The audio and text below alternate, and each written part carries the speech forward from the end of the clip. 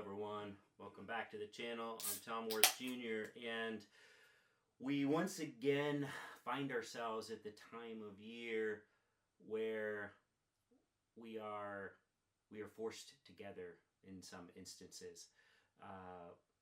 People we love, could be family members, could be lifelong friends, people we grew up on the playground with together, people we went to school with. People we've known our whole lives and seemingly have everything in common with. But we find this time of year when we are thrust together and there's something we absolutely do not agree on. We don't see eye to eye. We want just completely opposite outcomes.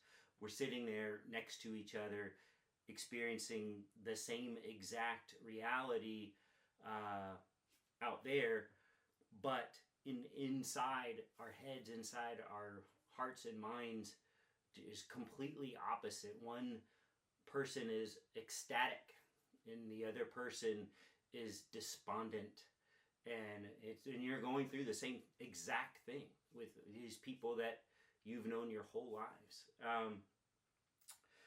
Of course, I'm talking about college football and rivalry week, and Texas A&M and Texas Longhorns play tonight. In the eyes of the college football nation, we'll be honest, will be the only game tonight, and the winner goes to the SEC championship game. And it has been considered. This is for those of you who don't know. Those of you who do know, you know. But the SEC, the Southeast Conference, has been considered the best conference in college football for a long time now.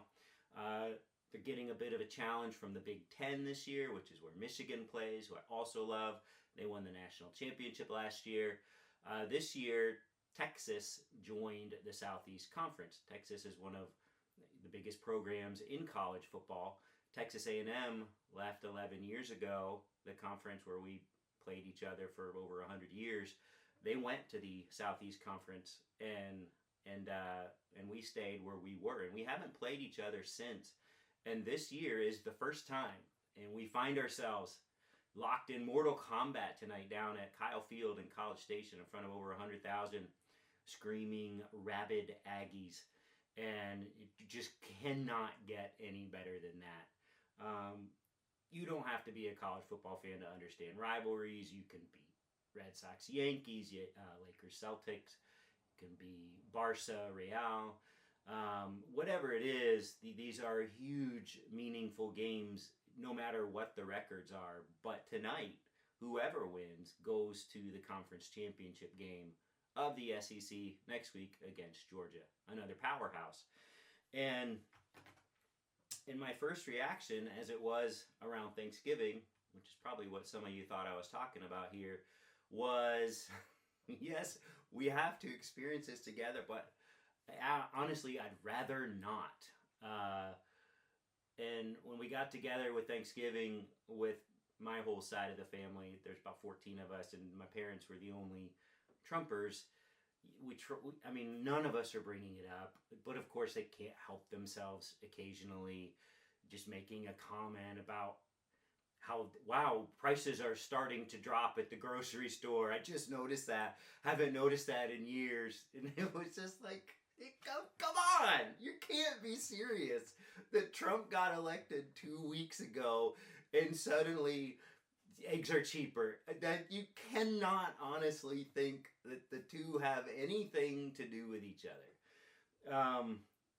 And also the thing all Trumpers say, which is, oh, the Democrats were all worried about how we're never going to have an election again, and Trump's been elected, but we still have our democracy. Like, again, come on. He's not even the president yet. There hasn't been another election yet. So just how quick they are to just claim victory and claim how ridiculous all of us are and how right all of it is.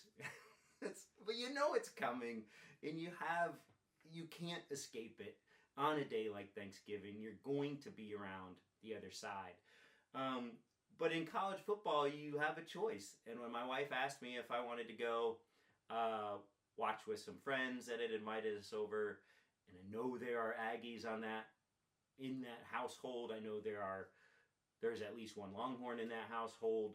My gut reaction was silence, and my wife knows that I'm not afraid to say no to things, but when I just don't respond to the question, that also typically means no. It could mean I'm considering it, I'm contemplating, I'm thinking about it, but that's not that hard of a question. So she knew that I didn't want to go over there, and eventually I just said, I want to watch in my own house, my own big TV, have my own giant Longhorn banner hanging from the banister over the living room. That's what I do. Don't want to be in someone else's house. And then I came clean and said, especially when there are going to be Aggies in that house. And sure enough, there are. But I said I'll do whatever. If the kids want to go over there, some of their friends are over there, that's fine. I want to start it here and end it here. But if we want to go over for the middle of the game, and if we're all having a great time, we'll stay. Because I want to be, again, it's similar to politics. I want to be with my people. I don't want to be around the people that are joyous and exuberant over my great loss. I just don't want to be around it. And I don't want to celebrate over people who are going to be in despair themselves. If my side's winning, there are certain times when I don't want to mix with the other side, with the other team, the other half of the country. I don't want to, I'm not there yet. And fortunately, I don't have to be most of the time. But on a day like today, with everything riding on this game, until next week, if we win tonight, then next week everything will be riding on that game, and then everything will be riding on the college football playoff, and everything will be riding on that, and that's all for further down the road. But this game is actually the game, because it's such a huge rivalry, and we haven't played since they left to make a fresh start for themselves 11 years ago in a new conference. And here we are back in their conference now. And whichever one of us wins tonight, they've never played for a conference championship in the Southeast Conference. A&M never has. And this would be their first chance to do so. And we would be the stumbling block to them in our very first year in the conference. And everybody thought we couldn't really compete in the SEC. But here we are. We are the number one team in that conference in our first year. And if we lose tonight, and there's tiebreakers involved, and we end up not going to the championship game against two teams that are ranked lower than us and with more losses than us. But that's the way it goes, and that really could happen. I thought A&M could beat us at the start of the season, when I thought that they would just be playing spoiler at this point of the season, and they might be playing just to wreck our chance to win the championship. But now they're playing to get to the championship themselves. So everything is riding on this game tonight, and all eyes will be on it. Aggie fans are so cocky. They're not like OU fans who are cocky, but you actually hate them, or Bama fans, because they actually win a lot. They actually win championships, and they actually defeat your team often. The Aggies are just cocky for no reason. I'm going to piss off some Aggies here, if any are watching.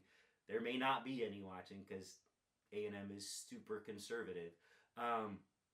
But they're just so cocky for no reason. They've never won anything, and it's just hard to get worked up against them the way I would against OU. I'll always use OU as the example of who I get worked up about. They just, I don't know, it's kind of laughable.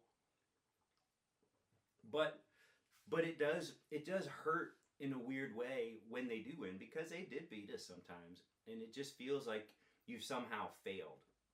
Like if OU beats you, you're thinking, yeah, they're better. Sometimes, yeah, they were the better team today. But if A&M beats you, you just never feel like that way. You feel like they just got hyped for that game, or they played out of their league and they rose to the challenge and you didn't. It's just kind of a worse feeling. Even though I don't hate them the way I do OU. it's just a weird dynamic. In the political sphere, when the Trump side beats you, it just transcends all of that. It transcends like your life. It affects your life. This 3-hour college football game is not going to affect our lives. It's going to be getting excited or getting crushed or whatever it is, and then you move on. With the Trump side, it's galling to no end because so many of them, you guys have seen the meme with all the stuff that Trump does wrong, and then the tagline is "F you, make eggs cheaper." That's why they voted for Trump, because eggs were more expensive. But that just happened. It had nothing to do with Joe Biden, and they have to know that somewhere deep down. They have to know that eggs were not more expensive because Joe Biden, or by extension Kamala Harris. They have to know that. And yet they voted that party out of office supposedly because of that reason. Yet they voted for the guy who ran on the platform of, I am going to make every single thing you buy in your life more expensive on day one. That's what I am going to do to you.